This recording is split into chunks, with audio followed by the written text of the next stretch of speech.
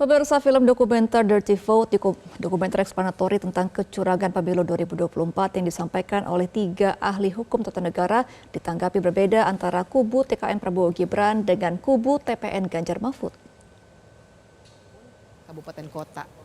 Tapi ternyata waktu dikabulkan, amar putusannya berubah menjadi TPN Ganjar Mahfud menilai film ini sebagai pendidikan politik yang baik bagi masyarakat, agar masyarakat punya kemelekan politik atau literasi politik dalam memahami dinamika politik di Indonesia. Pihak TPN juga menyinggung pihak-pihak yang terganggu dengan kritik film ini seharusnya juga membalas dengan kritik. Sementara dari pihak TKN, Prabowo Gibran menyebut film Dirty Vote berisi fitnah dan mempertanyakan kebenaran yang diungkapkan dalam dokumenter tersebut. Tuduhan-tuduhan yang disampaikan tidak berdasar dan dibuat karena paslon lawan yang menurut mereka tidak mampu mengejar elektoral paslon yang mereka usung. Penunjukan pejabat, bupati, wali kota sekali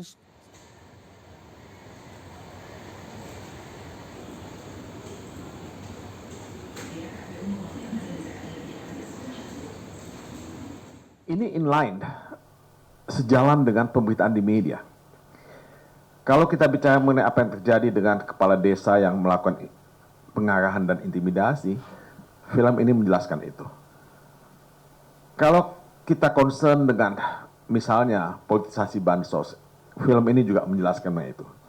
Kalau kita concern misalnya dengan bagaimana nanti penyebaran 20% suara misalnya, ini ada kaitannya juga dengan kebijakan misalnya membuat Papua menjadi 6 provinsi. Banyak hal-hal yang positif yang kita bisa lihat dalam film ini, walaupun Anda tentu boleh tidak setuju dengan film ini. Tapi menurut saya film ini adalah pendidikan politik yang bagus.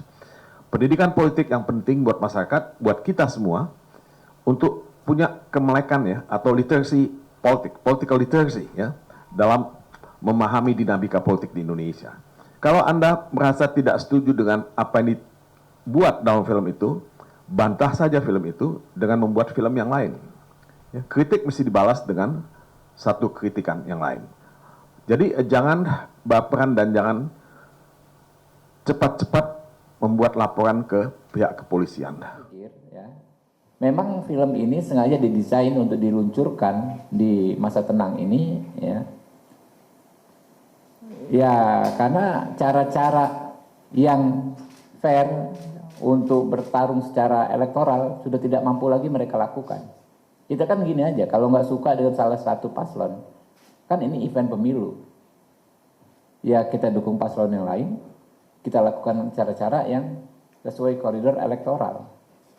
Nah ini karena mungkin elektabilitas Pak Prabowo dan Mas Gibran terus meroket, bahkan sudah tembus batas psikologis sekali putarannya itu 50% plus 1 suara, maka dilakukanlah cara-cara yang ini. Ya kami yakin ini pasti nggak laku ya. Di hati rakyat yang seperti ini, rakyat sudah tahu ya apa yang harus mereka lakukan tanggal 14 Februari mendatang.